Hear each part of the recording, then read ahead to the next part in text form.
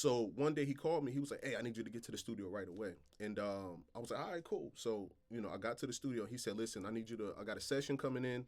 We're gonna be working on the session. I'm gonna be doing some stuff with it, but I need you to set the session up. It's gonna be some vocals."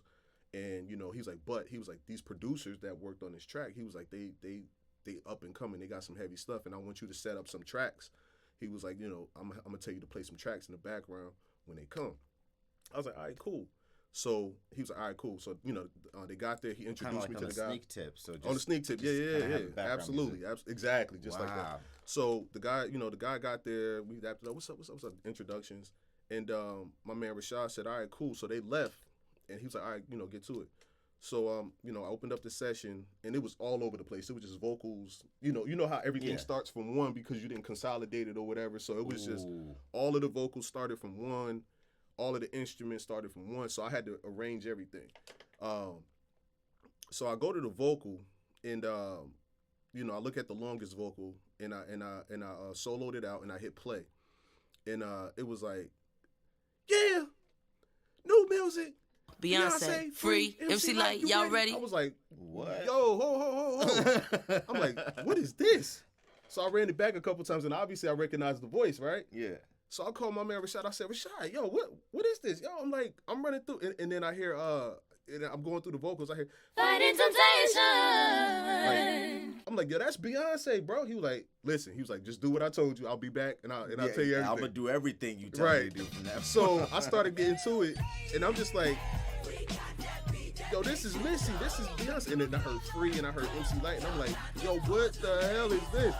So, he got back, he told me the situation. He was like, "Yeah," so he was like, "The guy I introduced you to, they got a production team called Soul Diggaz, and they just signed a deal with Missy Elliott and whatever." He was like, "They getting a lot of work, and they looking for producers."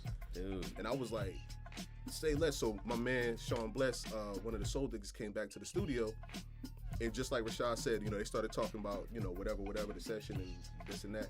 And then so they talking like me and you talking like this right just here. Chilling. And then Rashad goes like this, like, kind of cue me. He was like, so I play a joint. He plays the tracks. Yeah. Oh my god. So I play a joint, and then I'm